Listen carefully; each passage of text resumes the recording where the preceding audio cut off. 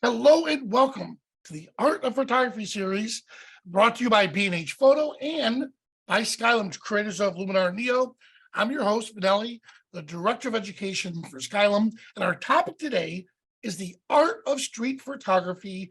And I have not one, but two amazing guests that I want to introduce you to. Let me share my screen. Here we are. All right, so these two guests, our next guests are a dynamic duo. One is known as the Mistress of Light, and the other as the Sultan of Skin.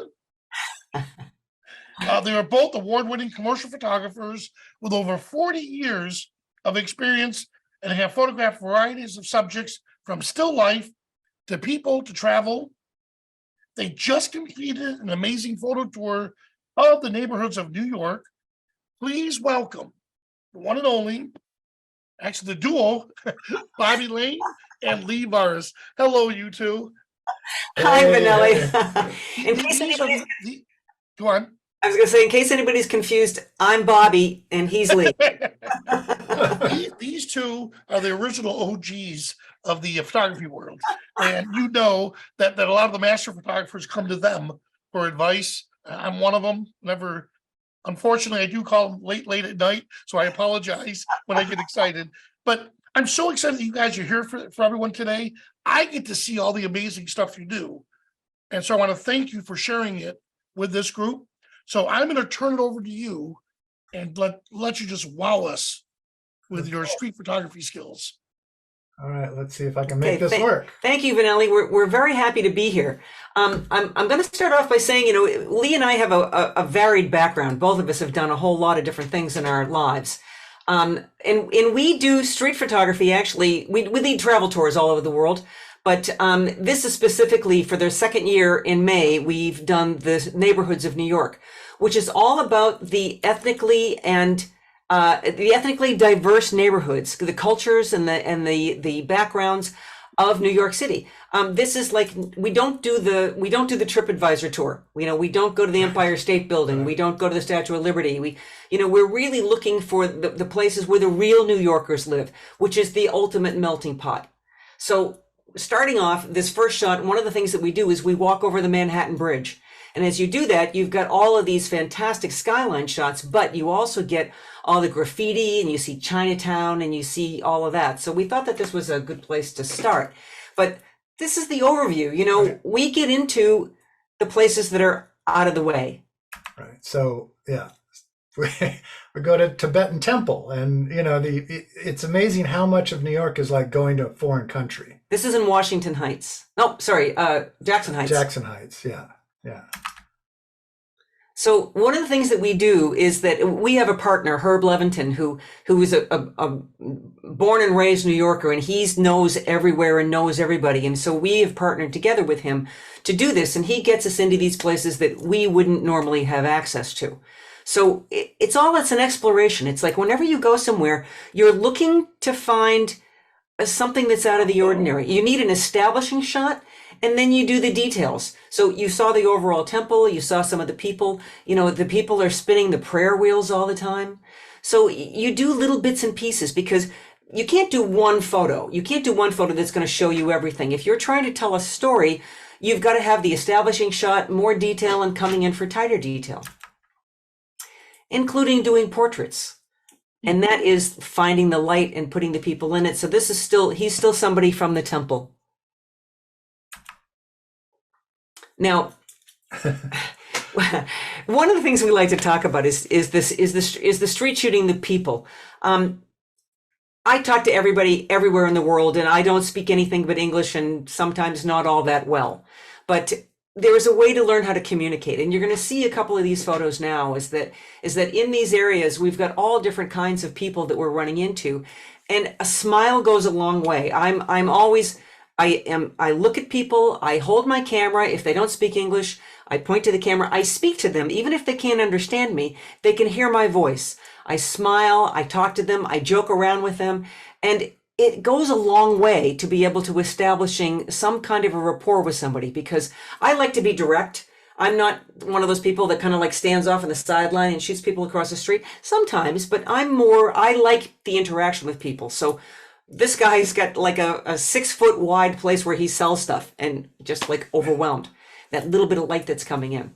But you run across all kinds of people. Like this lady sells, that's a bubble machine. You can see the bubbles coming out at the bottom, but she's all pastel. So this is going to come up to talking about light, because I talk about light all the time, being the mistress of light. So there's a wide variety of kinds of light, and you're looking for light that's going to be able to tell your story. In this case, the shade was what we needed because everything was so soft and pastel, and everything just looks so beautiful here. So the next picture, one of the things I want to talk about is that when you go to a place, you have to wait. You have to observe. You have to kind of stand and absorb what's going on around you, and then start paying attention to the things that interest you. Well, I'm always looking for the light. So we were on this street, we were in Brighton Beach actually, and there's a little kiosk that sells magazines and drinks and lottery tickets. And I was standing there and I kept seeing this guy. He was standing in the shade of a doorway, but his lottery scratcher ticket is in the sun, bouncing the light back up into him. Now, I watched this guy. He'd buy like 5 tickets, scratch them all off, get upset, and then, which he is here, and then he'd go back and he'd buy more and come and get more, but that he was bouncing that light back up into him. So, you got a story here. He's got the flag on. He's got the, the blue and the black flag. He's doing the ticket and the expression on his face. So it's waiting. I probably shot 20 pictures of him, but find that light and pay attention. You got to be patient. So the other thing is that in observing stuff, you know who Jay Maisel is. Jay Maisel, the New York City photographer, he's in his 90s now, the greatest street photographer, born and raised New York City. And he talks about light, color, and gesture. Well, that makes a lot. I saw this couple, I saw the back. This is Coney Island. How could I ignore this? And I did several shots, but they didn't know I was photographing them. I was behind them. But this is the one that led to the real one, which is there's the gesture, right? I mean, the difference between those two, one is just people's back, but one is her looking at him. She's probably saying something, pulling her lip. He's leaning over. This is the story. So it's so easy to go, oh, wow, that's cool. Look at the guy's back, take a snap and walk away. When if you wait and you observe and you wait for something to happen, you wait for the moment. So that's something that's really important when you're going out into the street. Another thing that's important is perspective. So this is also on Coney Island. And, if you go to Coney Island, you're going to see, well, you tell them about the Russians. Well, yeah. So there's a lot of like Russian mob guys everywhere, these big, heavy, burly guys, and they often don't want to get their picture taken. Bare chested. They're all sitting out there in the sun. And you can go talk to them, but, you say, can I take your picture? They're, oh, no. So I don't think that he was one of them, but he was not very far down. But I love the perspective of this little guy being eaten by the octopus on the wall. And speaking of walls. Yes, walls and perspective. So in Washington Heights, there is a whole project where there are, on the sides of buildings, there are paintings of birds. I mean, and they're massive, as you can see. This is a multi-story building, and the whole side of this is a whole variety of birds. And you'll see this. There's, I don't know how many buildings. Yeah. I don't know, a dozen buildings that have this. But this is right above a gas station, and these guys were on their motorcycle, and it just filled up, and we just kind of like waved at them. And they're like, oh yeah, hey, I'll do that. But the point wasn't really them. It was them fitting into, again, here's the story. It's not just two guys at a gas station. It's here at the gas station surrounded by the bird walls. Now we're back to Coney Island. We ran into this guy and his friend covered in tattoos. They're from, I forget. Amsterdam, yeah. Denmark, someplace like that. I can't remember. They were here on vacation. And both of them have like massive tattoos. And if you pay attention to this guy, you can see that he's got a hand coming up and choking his neck, but there's an eye on it. And if you look at all the stuff and on his fingers and his head and everything. But this was about the light. This is in a bar in Coney Island, which is, open to the boardwalk. So all this gorgeous light is coming in. So, I wanted to do something. I mean, we normally think of guys with all these tattoos as being really gnarly, but he was a really nice man. So I said, let's just do something a little peaceful. And I asked him to close his eyes. So this is part of the exploration process. So remember what I said about details? So you also want to go in and you want to fill that in a little Oh, I bit, like that. right? I mean, it's like you want to have a little bit about something that's a little bit more personal there and being able to see the tattoos and read that a little bit more. And then so I turned him sideways here to get this more of the side lighting on him. And again, that gorgeous quality of light. But now you really know that you're in a bar there and all of that, and just got him in a kind of a jaunty mood. Well, I love how you guys are very relaxed talking to people and God. getting them to pull the, look at that. That's just absolutely amazing. I'm sure he hasn't had this type of attention like this. So this guy walked away feeling like a superstar. Well, Oh, yeah. he went back to his friend, and then we actually took the two of them and did against a mural. We didn't include that one in there, but it is really, it's like, there's something about this that for me personally, I love people. I love humans. That's why I'm interested in the interaction between people, because I think that part of my purpose in life is to go everywhere and photograph people from other places and bring it back to the people here who don't see anything except their neighbors, and to get a better understanding that human beings on this planet, we all are here at the same time. I don't care what color your skin is or what religion you are or what nationality you are. We're all human beings here together, and we all want the same thing. We want to be loved. We want to love. We want to be part of a community. We want to have home and safety. We want to have family and friends. We want to feel that we're contributing. And when you connect with people and they can see that you're honoring them, they're not an object, they're a human.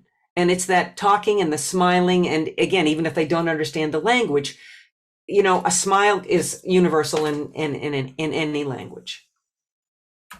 Did you also have to respect people that don't want to be photographed? Because I will ask people, and I will ask them before I go and photograph. And some people say no. Like where these people were playing, this Chinese community, there was a bunch of women playing, and I went to 3 different tables with women, and they all said no. So I said, okay. I asked these guys, they said sure. But look at my angle here. So again, I'm looking for the light. There just happened to be like an opening here, but they're all backlit. So the table's lit up. The people standing there are all backlit. But again, you wait for the gesture. So you can see the guy on the left, he's holding his head. He's like, oh, what am I going to do next?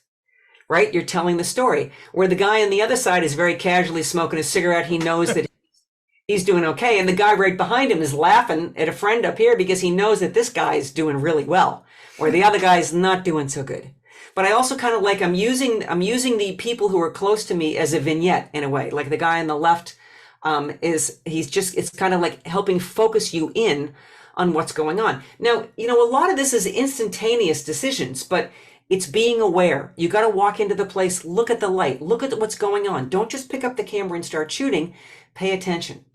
So, and then the detail. This is the shot that Vanelli used for the opening. But I love this picture because, first off, the light, there's the backlighting there, which really shows off the form.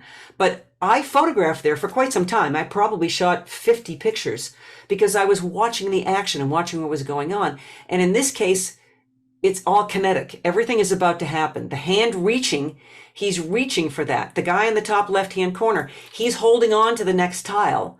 And the guy in the bottom left-hand corner he's like figuring out what he's going to do, right? So everything is about to happen here, which is way different from all the hands just sitting down.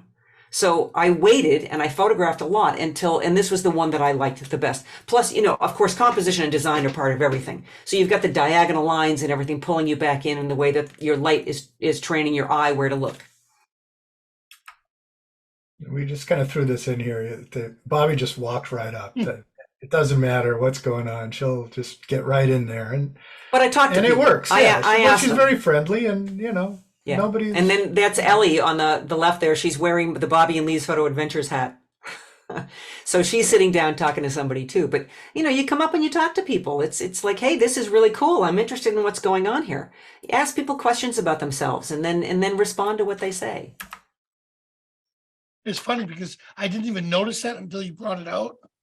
I was focused on the guys And then my mind, then I started to wander through the scene. And then now I see, you and her off to the side. It just looks just so natural. Well, we're looking at the guy who's looking at his domino, right? So that's what's holding your attention there. Yeah. It's like everything is leading into him. So the only touristy thing that we do on our Neighborhoods in New York tour is we go to the Oculus and the World Trade Center, which is just a totally incredibly meaningful place to so many people. And the light was bouncing off the buildings. This is again me looking for the light. They're lit by light bouncing off a building. So it's beautiful quality of light, and it's diffused. And there's the Oculus in the background. I like the curve, and I just went up to them and I asked them if I could make their photograph. And there was more guys there, and they didn't want to, and another guy, these guys did. So I pulled these guys together. I got their information. I sent it to them. I sent it to them the next day.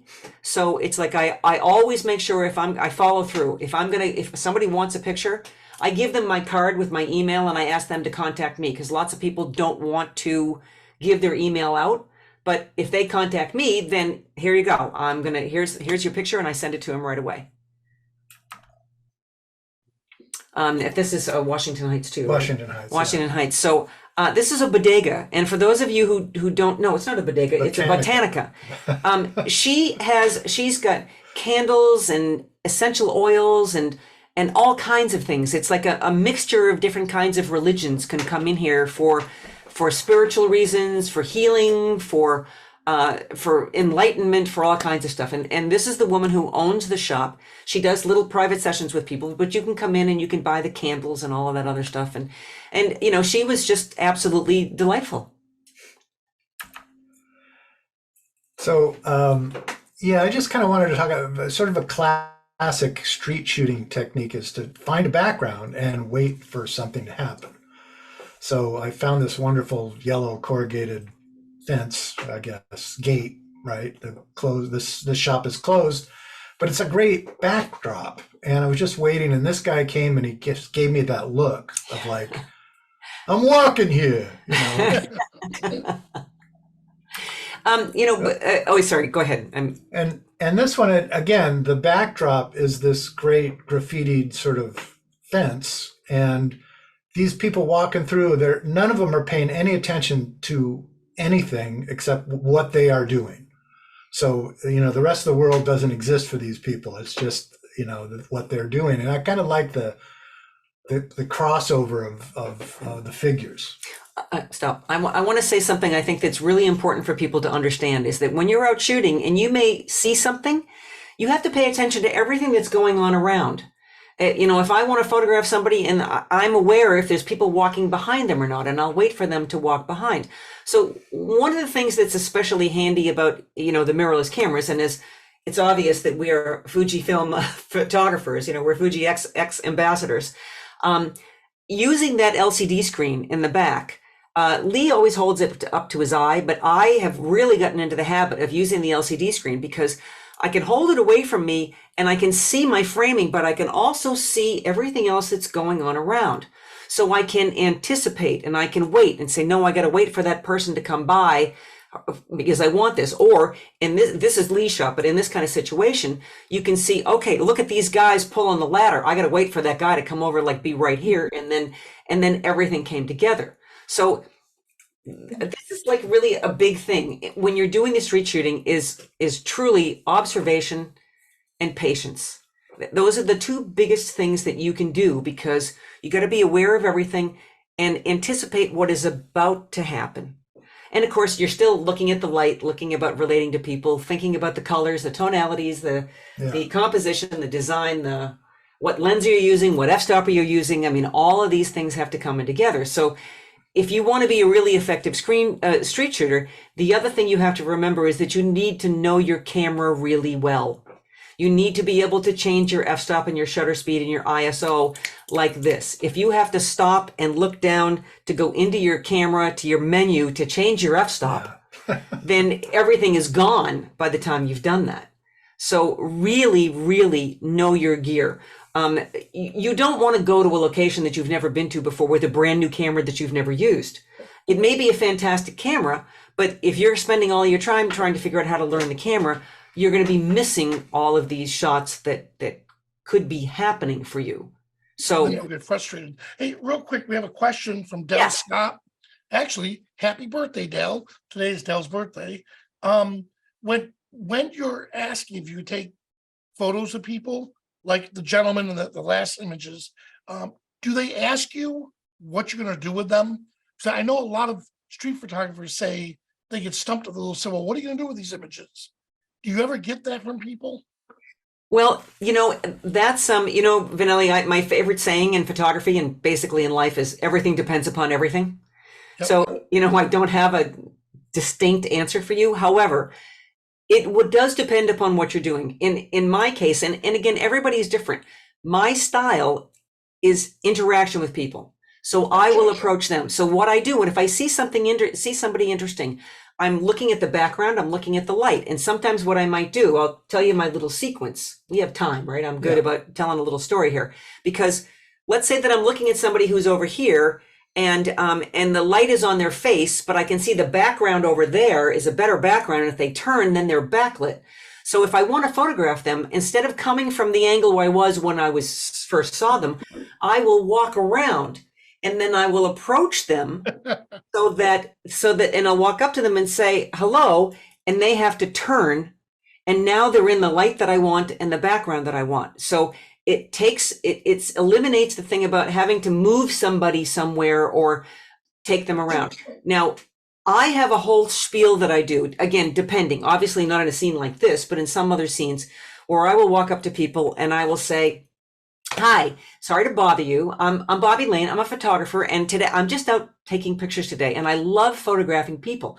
Now, I'm not really going to be doing anything with this, except, I do teach photography, so I'll probably show it to my students, but, it's not going to be in a magazine. I'm not publishing it anywhere. It's just basically, I'm doing this for me. And I couldn't help but notice the color shirt you're wearing is great against that background, or the light in your eyes right now is really spectacular. I could see it from back there and your eyes are just like sparkling. It's like you tell them something positive about themselves. And you tell them all of this and you say, I'm happy to give you my card. If you want a picture, I'm happy to do all of that. So what are people going to ask you? Who are you? What are you doing? Why are you doing it? What's going to happen with the picture? Why me?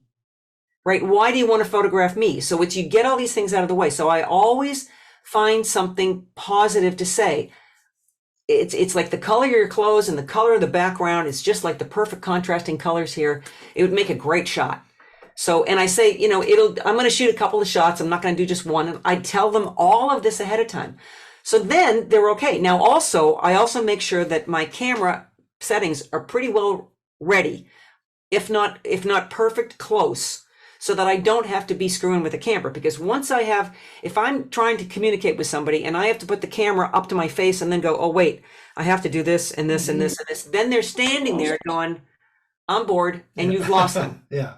So get yourself, it's again, preparation for anything like this, anywhere you go, preparation on the camera, preparation for the place you're going, being aware of what's going on, all of this. So you really have to pay attention to this and think about what questions are the people going to ask you and get them out ahead of time. And then they're like, oh, okay, well, this sounds great. And then you get, oh, nobody ever takes a good picture of me. Yes. And I say, but you've never had your photograph made by me before. And then they laugh and then they're like, okay.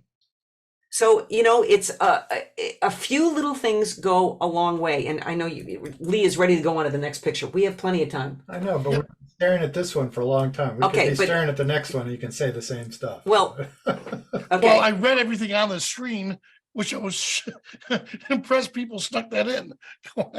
Okay. All right. Go to the next one. Okay. So we're going to get into talking a little bit about technique. And again, this is part of the whole preparation, but also being aware of your camera and being able to fill things in. There's a place that we visit a fire station that's not very far from Chinatown. And it's a beautiful station. It's absolutely gorgeous. And we went there and The guys were happy to talk to us, and we were all talking to them, taking a few pictures of the building and a couple pictures of them, and then they got a call. So and this guy came out into the street so we could block the traffic for the engine to come out. I immediately ran out into the street and threw my shutter speed down to a 15th of a second so I could do a pan. Okay, and I got the pan of him, I got a pan of the engine coming out, but this was the best. It was like one of these things that happens like this. You don't really have time to think about it, except that if you want to do a pan, you're probably going to be somewhere around a 15th of a second. So that's what I did, and I just kind of like went, I hope I'm getting something here. But again, chance favors the prepared mind, right? So being aware of all of this, knowing that if I wanted to do a pan on a split second, I got to go to a 15th of a second, and then I can get it there pretty quickly. So again, you get part of the story here, and he's sharp enough. I'm really kind of proud of myself for this image, that he's pretty sharp there. So, and everything else has got the pan. So you've got that feeling of urgency. He's got the coat on. You know who he is. You know what's about to happen. It's like you're telling a story without actually showing anything, but you're anticipating what's going to happen. Now, Bobbi, when you say you panned it, for those new photographers, okay, can you explain a little bit more in detail? Yes. So panning is normally what you're doing is you're following a subject that is parallel to your film plane. So if this is you can't really see me. If this is your film plane and then the person is walking across your film plane, right? So here's my film plane, they'd be walking across like this, or the car would be moving by or something like that. So parallel to your film plane. So what you do is you got to go to the slow shutter speed. A 15th of a second is a good place to start, but it depends upon how fast things are going. And you start looking at them when they're at the edge of the frame, and you keep looking at them. I put it on continuous low or high, either way, and I start shooting. But it's really when they're right in front of you, that's the one, but you have to keep moving. If you're like following them along and then you go, oh, right there, and you stop, you don't have any pan. So you have to practice. You're continually moving the camera, but you just keep your finger on the shutter and let it keep going. Now I'm doing this very slow because really this was like this. Okay, I was pretty much going that fast, but it depends. You're doing a car, it's going to be a lot faster on a pan. So you have to have it. You have to keep the camera moving all the time. And hopefully you're trying to keep your subject in the same place in the frame.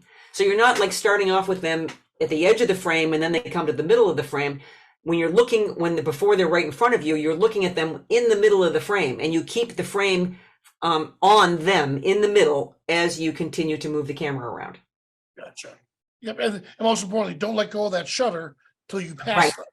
Yes. Yeah, that's why I do continuous low or continuous high, just because then you can just keep your finger down on the shutter and it's just going to keep on shooting. Nice.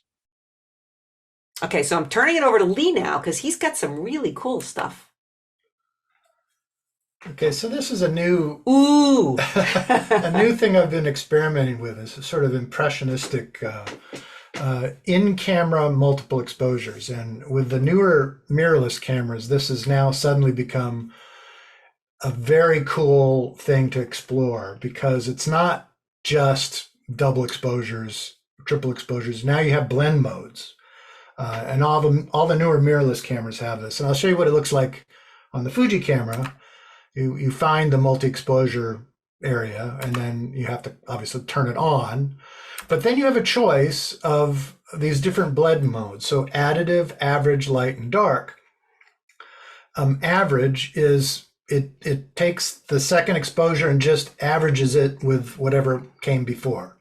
So they're equally weighted. You take another exposure, so the third exposure now averaged against the first two.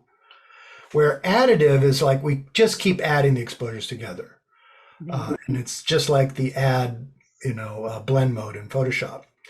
Lighten or light just means we're going to take the lighter portions of the second exposure and apply those. Darken, it's the opposite. We take the darker pixels of that exposure and apply that. So, for instance, this one is additive. And my strategy, this is kind of, getting these sort of very painterly impressionistic vision of Chinatown here. I put my exposure compensation at -3, and I take 3 exposures. This is additive or this is additive. additive? Yeah. So sorry. I'm kind of in the same place. I'm not trying really hard to get the camera to line up because that's, part of it is getting the displacement in the shot. But each exposure is underexposed, like, full 3 stops. But when you add all 3 of them together, you get something like this. So this is 3 exposures here. Yeah. And it looks like you just move the camera a little bit for each one. Yeah. So you can see the signs are slightly off, but then you've got the people moving in front, which makes it very different. There's transparency everywhere here. Everything is transparent. We're seeing through all 3 exposures, and they're combining by additive. This next one here, this is darken. So only the darker elements of each exposure get favored. And so there's actually no transparency. There's things overlap in a weird way, and it's a little more cubist in its presentation because it's sort of all about angles and stuff. The thing about the in-camera multiple exposure is that you can see these overlays as you take your second and third exposures.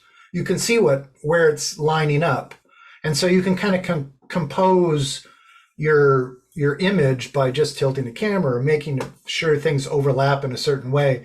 And it's really fascinating. I just want to say, I want to make sure that to clarify that you take the first exposure and it comes up, but as you're looking through the camera, you see the first exposure and you see what's behind, you see what is in the real world. So it gives you a chance to move it around. And if you don't like one, so you have a next button. And if you don't like it, you can retake it. You can go back and redo, but you have to do it in order. Like, if you don't like the second one, you can redo the second one. If you get and you do the third one, you can't go back and redo the second one, but you could redo the third one. And you can do up to 9 on the Fuji camera. You can do 9 multiple exposures. I've never gotten past 5. I think I did 7 once on a series of flowers, and it was a little too much. 5 is kind of like I think a good number. 3 to 5. It's another way to be extremely creative. Oh, I love this one. So this was Brighton Beach. Brighton Beach. And there's an elevated train tracks and all these mercantiles. And so I was sort of like looking down and looking up and combining that in one shot to kind of give you this feeling of just kind of the environment, an all in one picture to show you multiple angles. I want to say something about this because the thing about this that is it's so graphic, because when you're underneath the L, you've got all the light coming through. So you've got the pattern up above you, and you've also got the pattern of the light on the streets. So as you can see here, it's making these really powerful diagonal lines.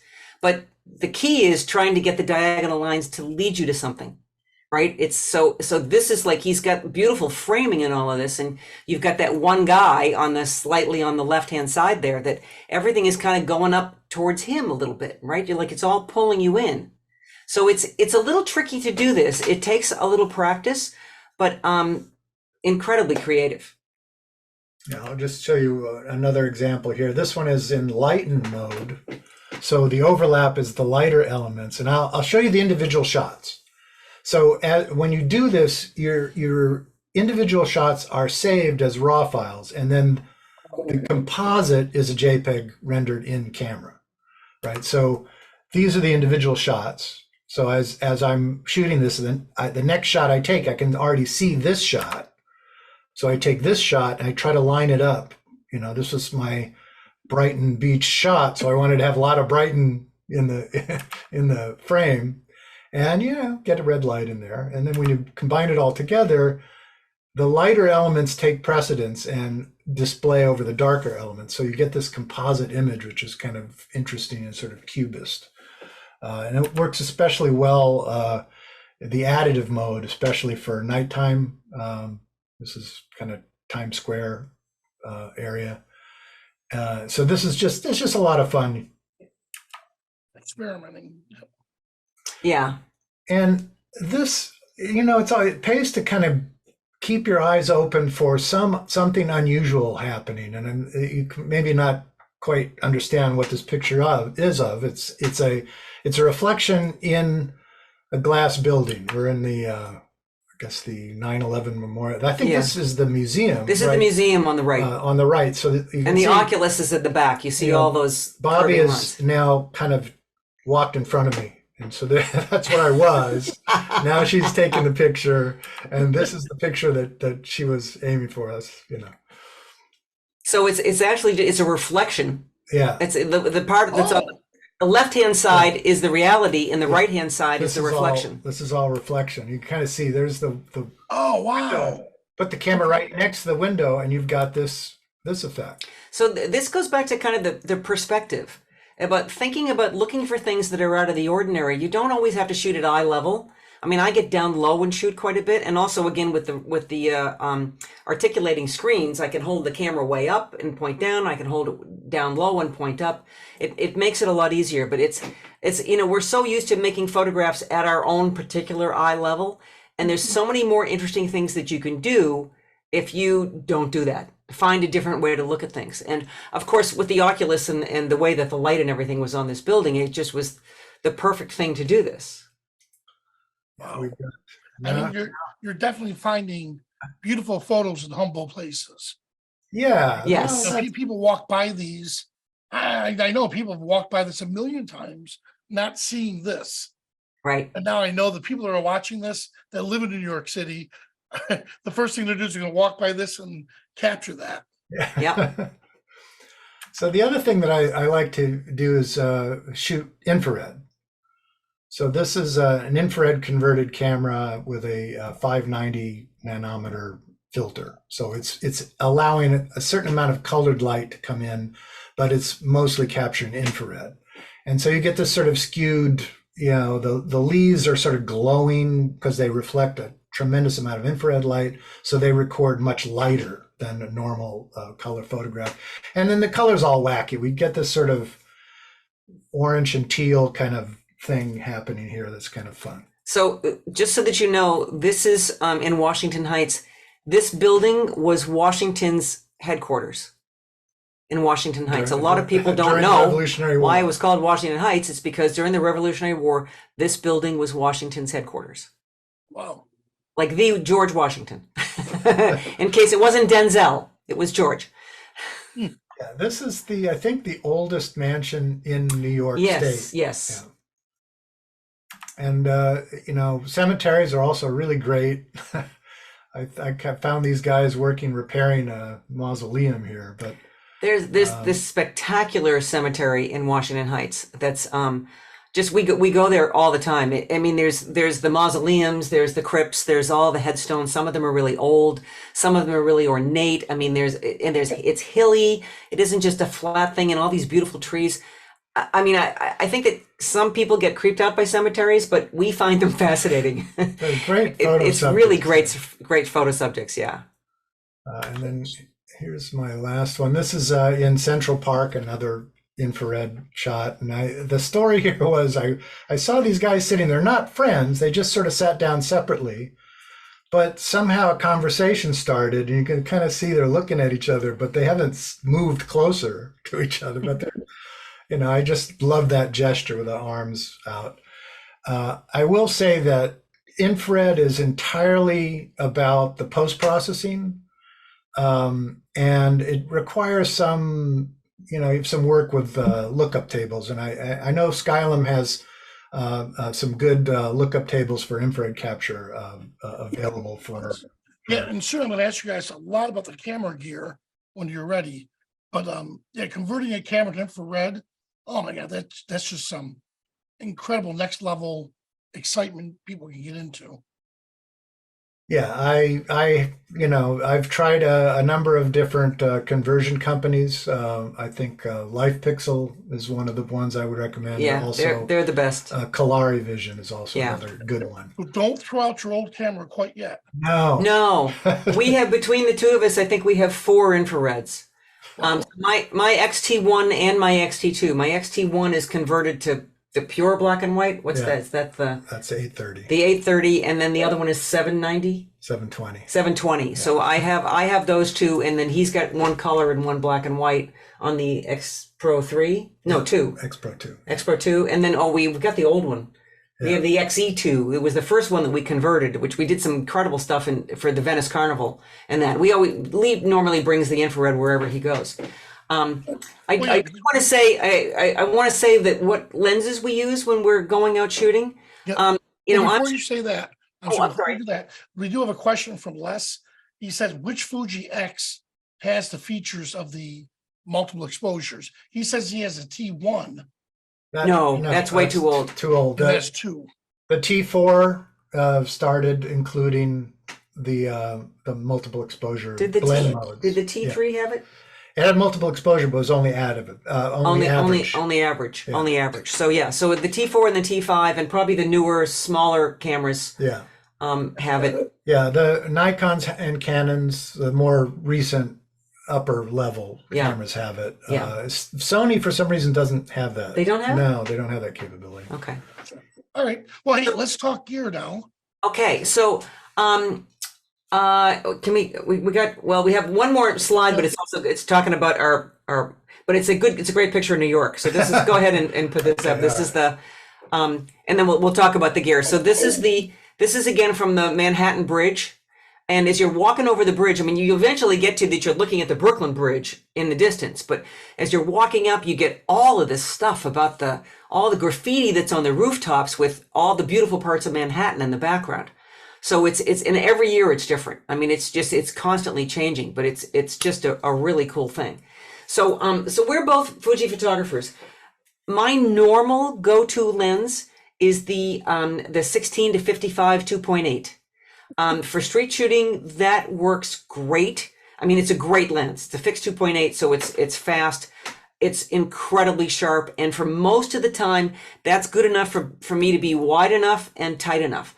However, this year when we did the trip, I brought with me, I've never done this before, the Tamron lenses, the 17 to 70 and the 18 to 300, both of which are really pretty good lenses. But they give you a much greater range. The 17 to 70 is a 2.8, and the 18 to 300 is a 3.5 to 6.3. And they're not that big. They're Small. Yeah, They're compact. they're zooms. yeah they're not really compact, but they're both about the same size. But that was very handy to have that greater range. And I think that was really good. Although I must tell you that the Fuji lenses overall are still sharper. Fuji lenses are, renowned for years and years of being at the cutting edge, scientific purposes and everything else. I mean, they're fantastic. But for the infrared. Yeah, my go-to lens is the 18 to 135, which is it's got a nice range to it, and it works. It works fantastic with infrared. The thing about infrared that you have to worry about is getting hot spots. So the center of the lens will get a kind of a hot.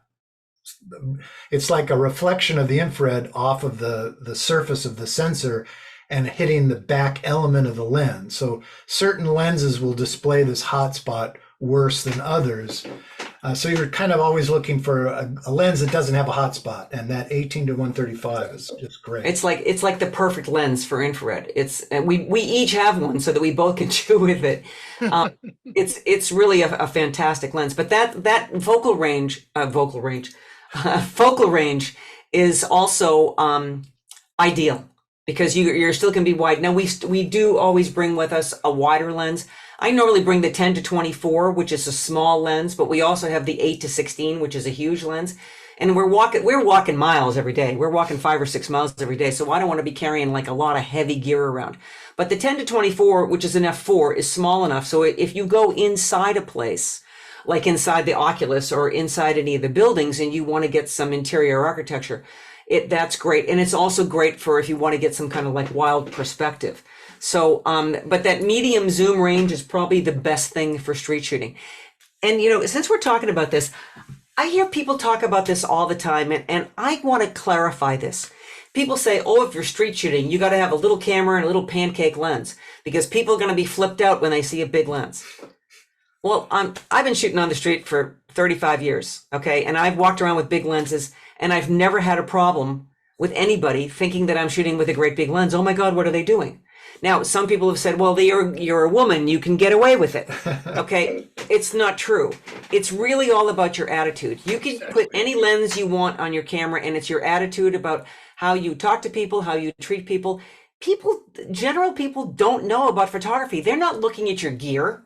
They're not going, oh, look, there's a little lens, I'm not intimidated. Oh, there's a big lens, I'm sorry, it just doesn't happen. It's like, so I would want everybody to kind of like let that go out of their head, that, you know, but if you're one of these like hip shooters, you know, where you got a little tiny camera and a little tiny lens and you do that, then yes, then that works great. But, you know, it's not a necessity. It's not a necessity. And in a place like New York City, I could be walking around with a camera and a lens, and most people are still not paying any attention. Yeah. You know, they're not looking at me. They're not seeing they're doing whatever it is that they're doing. In New York City, there's 1 million, there's 8 million. So you have another photo to show, or is this it? We have we've saved a bunch of pictures if we just had in more case time. we went over. Yeah. But, you know. Well, yeah. So right now, if you don't mind, stop sharing your screen for a moment. We'll touch base on a couple things. Okay. I want to show a real quick edit, and then we'll wrap up. Now, Great. first of all, so what I gathered from listening to you two, preparation and research. Yes. Establish the shot. I love that with the temples. You took photos of all over the place, and then so you established where you are, Yes. and then you went in for the tight shots. So I love that concept. And of course, Bobby's going to talk about light everywhere. And I do like how you did that, where the reflection of the light just bounced back from the lottery ticket into the guy. And then Lee, I love how you were mentioning wait for that decisive moment and just being aware. And then of course your panning techniques. I didn't think of panning like that with street photography. So that's something I definitely want to try out. And of course, I love, Bobby, how you talk about the backlighting. So something I'm going to try next time is, I love what you said was in your head. It's like you set the person up. There's that background's beautiful there, but you're here. I wish I can get you here. Well, I'm going to approach you from this direction.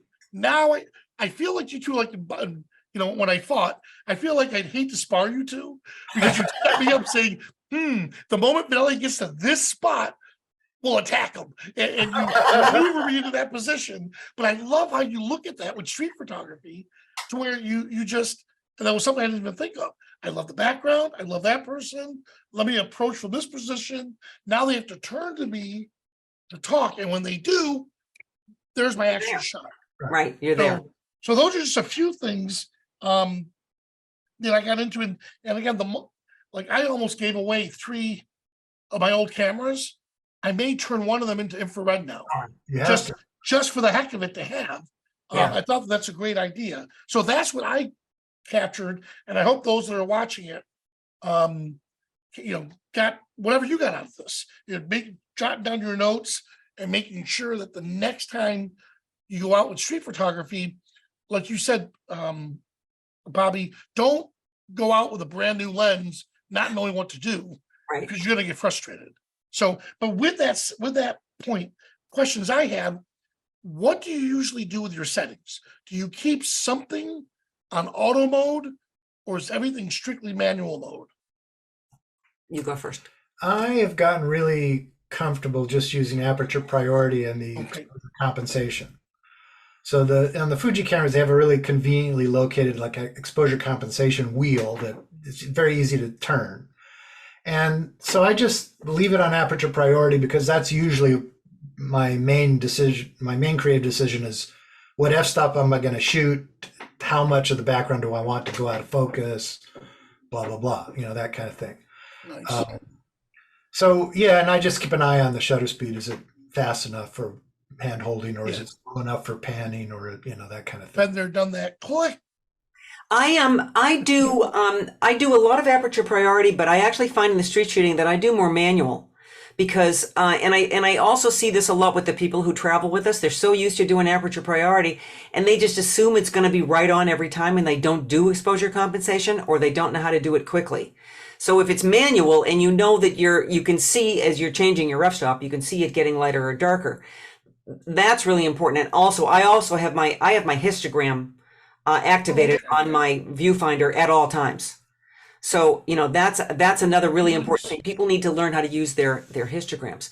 But I will go back and forth. But if you're in a manual setting and if the light stays the same, then you can move around and you're gonna have a perfect exposure every time.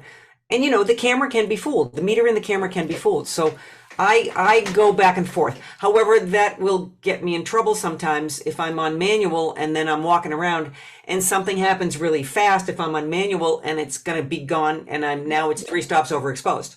So I'm glad you're saying that. Yeah, because like I usually stick with auto ISO within, like you said, the exposure compensation. But I love the fact that here are 2 master photographers telling you, people, if you hear another photographer say to you, you're not a professional unless you strictly shoot in manual mode, get up and walk out, because here are 2 of the best photographers in the world telling you the same thing. By making sure you hone in on the technical side, you got all that done. Now you can think creative. Right. You don't have to sit there and do I get this tonight? Oh, what just happened? You have to kind of it has to be second nature to you. You can't be thinking about what's going on. And that's Vanelli, that's what you and I are talking about the craft of photography. Yes. Is that I've been teaching professional photography for 30 years, 35 years. And the thing is that you can have great ideas, but if you don't know how to do it, it's not going to do you any good. And you could struggle for a long time to figuring out how to do it, or you can learn the craft. And to me, photography is a perfect marriage between craft and art. It's like you've got to have a combination of the 2 of those. But and again, the more you know about the technical stuff, like the panning, if you didn't know about the panning, how could you ever come up with that idea to do that? So you've got to learn these kinds of things and give you that foundation. And what Lee just said is be really comfortable with it. And then you're able to work quickly. I cannot tell you how many people come to my classes, whether they're studio or location, that I say, okay, you're going to close your f-stop down, and they stop and they go into their menu to change their f-stop. It's like, don't you know how to just change your f-stop like this? Like, yes, every camera, you can change your f-stop really quickly. Learn my whole thing is, you've heard me say this a million times. You have to have luck. LUCK, laboring under correct knowledge. And if you have the luck, if you have the luck, it was Zig Ziglar who told me that. When we were getting ready for the Olympics and stuff, they used to motivate us. And they said, you got the luck because you're laboring under correct knowledge. LUCK. And Dr. Don Swatley brought that up. But it was so cool because that was almost 40 years ago that they mentioned this to me. And that's why I sought you 2 out many years ago, and you guys helped me with so many things. Jimmy D. Fatale, Helene Glassman, Joe Glida, going to the old timers and saying, hey guys, I need your help with this. That's your luck, laboring under correct knowledge. And back then, you were such working photographers. You didn't do a whole lot of workshops like you do now. I feel like that generation, got a lot of your knowledge, but I feel like you were grandparents giving this new generation what grandparents always do. You spoil the daylights out of them, by giving them, like, you're like, oh man, but like I said, but back then you were such hardcore working photographers. When you found time to teach, you did. Now you're at that stage of your career to you're like, hey, guess what? We could devote our energy to teaching.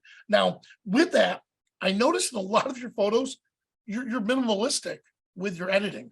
You don't go over the top. Thank you. Yeah. Well, here is Mr. Post-Processing Wizard, Adobe Genius. Let's all bow down and worship because, this guy is like the most creative guy of all. Digital pioneer. I mean, we can just kind of like go on. Me, I know how to work Lightroom or some other, Skylum, the Luminar. It's like, I know how to work those. I can do that. Okay, I'm good with that. And I do very minimal. I am, because all of my professional career has been shooting transparency, where it has to be perfect when you make it. So I make it all perfect. And so therefore I don't need to do much. I normally do a little texture, a little clarity, shadows, exposure, white balancing, I do all of that. But very little do I do much else than that, because I do very little cropping. I figure I've only got a tiny little space. I shoot everything exactly the way that I want it to be done. So very, very little cropping, unless I'm trying to go 4x5 or square or something, or pano. But the other thing that I was going to say on this is that if I do need to get into something more complicated, my workflow is, honey, can you help me, honey? Yeah, That's let me share my screen just for a moment, because I do want to show one thing here that I got from what you guys are doing. Here's a shot I took in Cozumel, right? And like you said, the decisive, just that moment, I watched the father and the son way down the street, and he's talking to people while he's riding. This isn't something you would see in the US, because of the helmet law, Right. not just helmet laws, but being a child on a scooter. So here's the original. And yes, I didn't have a perfect exposure. So in a case like this, the first thing I want to do, of course, is I love Action AI, and I know Lightroom has something similar. Look at this. It's automatically improving color, detail, tone, and depth. But one thing I absolutely adore that we have is this right here, this face relighting. Watch this. That's awesome. Yeah. That's so awesome. Because such a handy thing to have. Yeah, I mean, I'm looking at this image, and honestly, I'm probably maybe a quarter stop overexposed. But by bringing that out here, maybe coming back up to the development tool, let's say the tones, enriching the black tones a little more, bringing out the whites, bumping up the shadows. Now look at that. And in the old days, I was one of those photographers that would drop off my film at a kiosk, and if it came back great, I was a great photographer. If it looked horrible, it was their fault processing it. So, for us photographers now, here you're sticking with the essential tools. You've seen all of this, not just in our program, but in others. Right here is where you need to live, just with the essential tools here. Then, of course, if you want to get creative, there's other tools. But notice it wasn't that much we did. No. Yeah. Just that simple act of going in and dodging, burning. But instead of dodging and burning, Action AI. I know you guys probably developed your own film back in the day. I never got into that. Not good. slide film. Not slide film. No, Black and that had to white. black and white, yes, but slide film, no. That actually, I Yeah. never got into that. I was like, oh man. But now I often wonder, where would I be if digital didn't come along? If digital didn't come along, because I love instant gratification. I love taking that shot, looking down, saying, yeah, that's what I like. And then, of course, with the software that we use, I love that. In fact, who was it? I think we're going to call it the Yum Yum slider, the Action AI. I forgot who I was with. I'm not sure if it was Tony Corbell. One of them was just saying they add that little extra yum yum to it. That's great. I know, it was Rick Farrell from Disney, the Disney Oh shooter. yeah, yeah. Oh no, I know. And Rick Farrell goes, Yeah. I'm gonna add a little extra yum yum to this. They go, yum yum. And That's great. he moves the Action AI slider.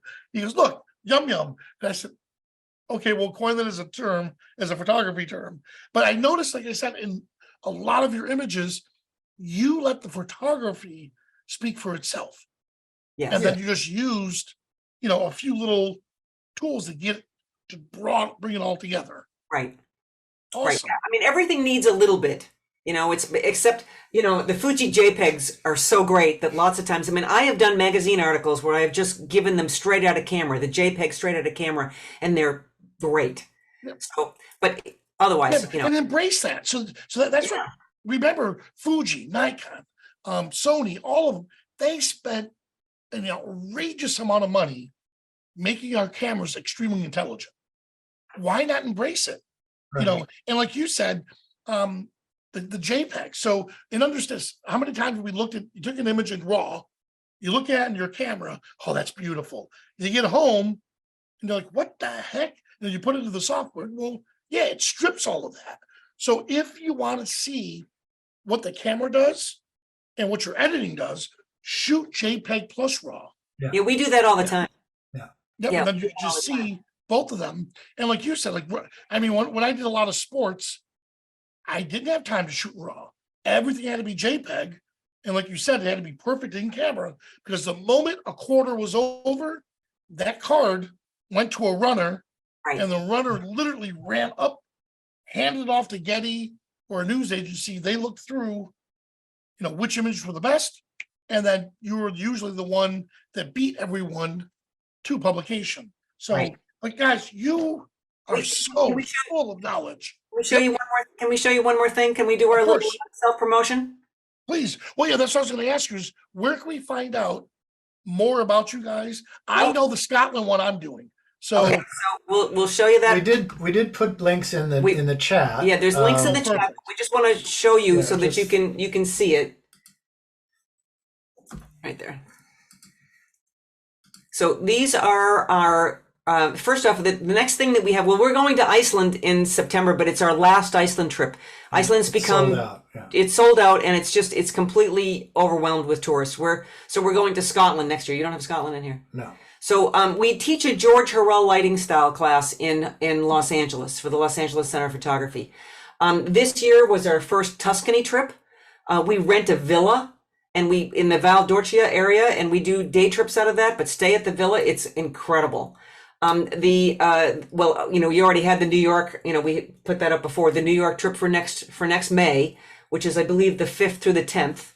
And then Venice Carnival every year is, this is our 13th year for Venice Carnival, which is the most magical thing you can possibly imagine. So at the top there, the Bobbie and Lee's Photo Adventures, that will tell you everything that we're doing. That's everything that we've got coming up. And we are planning Scotland for September of 2024. We're working on it. Probably within the next couple of weeks, we will have it all put together. So we don't have that quite yet. But if you go to the Bobbie and Lee's Photo Adventures, you can also sign up for our newsletter. And Lee also has a new thing that he's doing called Photo Tech Tuesdays. Oh, So I have a newsletter that goes out every Tuesday with a short photo tech tip, or just about photography in general, creativity, and upcoming is going to be a lot of stuff on AI rendering things, which is pretty interesting. So Lee has his own YouTube channel. So if you just go to YouTube and look up Lee Varis, he's got a ton of stuff there, a ton of information that's free, and you can subscribe to that as well. So you'd be notified every week about the Photo Tech Tuesday. But sign up for our newsletter, because you'll get a ton of information. awesome. All right, well, I have two questions. One, what makes Bobby such an expert on George Farrell? It's George. The Yeah, last- what makes you such an expert? Oh yeah, he shared a studio with you. George rented my studio for the last 10 years of his life. So from 1980, well, actually 12, not from 1980 until 1992, he shot in my studio in Los Angeles. And That's absolutely amazing. one of the greatest honors of my entire life was to get to know him, and to watch him. Right, because he was known, right? Tell everyone what he was known for. The Hollywood glamour. I mean, he kind of invented the whole Hollywood glamour look. All 8x10. You've seen all of his pictures. Jean Harlow in the bearskin rug, the only picture of Greta Garbo smiling ever. Humphrey Bogart. I mean, Marlene Dietrich with the cigarette and the light coming through the Venetian blinds. I mean, it's every major movie star from the 30s on, George shot. And in my studio, he shot Queen. He shot the Talking Heads. He shot Harrison Ford, Diana Ross. I mean, it's just millions. But as fellow photographers, it's nice when we're sitting around the green room talking to people. As someone brought up a comment about Hollywood, and I just started laughing hysterically. Is how come Bobby's looks a lot like his? And I said, well, he did share the studio space for 10 years. How could you not learn something from an icon? Great honor. Hey, I just have two quick questions. One, Cindy is asking, do you have a tendency of shooting 2.8 on street photography? What do you like? It depends. It's again, that's it. Everything depends. I do shoot 2.8, and then there's other times when I'm shooting it at 11 or 15 or 14 or whatever. It's like, It depends upon what the picture is. If I'm shooting portraits, I'm normally going to shoot more wide open, 2.8 or 4 to make the background go out of focus. But lots of other times, you know, again, it depends upon the scene. Nice. And one other question, and I can answer this. So a person asked, in your New York workshops, are they appropriate for beginner, intermediate photographers, or is it just for the advanced or more No. advanced? No, I didn't answer that one. it's actually for, we only take 8 people. And so there's me and Lee, plus there's Herb. So, you know, you've got a tremendous amount of one-on-one, and we're helping, we're there to help people out. So yeah, we only take 8 people, and literally any level can come. This last year, we had people who had very little experience, and we had people who had a lot of experience. So, and it was a great group. It was a really great group. You do a phenomenal job balancing back and forth. Yes. Well, hey, we're right out of time. So guys, I can't thank you enough for sharing your knowledge with everyone here on B&H and with Skylum. Thank you, Vanelli. Thank you, B&H. And we're so happy to be a part of this. Thank you for inviting us. You bet. Well, thanks again. And we'll see you guys at the next Art of Photography. All right. Bye-bye. Bye, everybody. Peace and love.